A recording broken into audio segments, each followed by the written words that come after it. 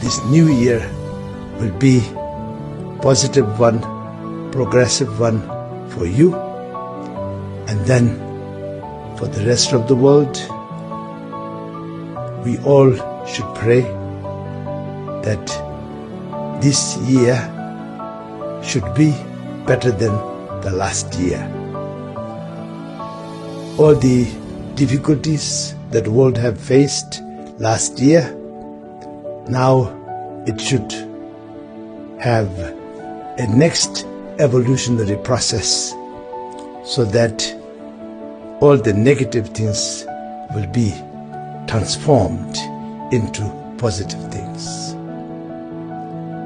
Thank you, and wish you all my best.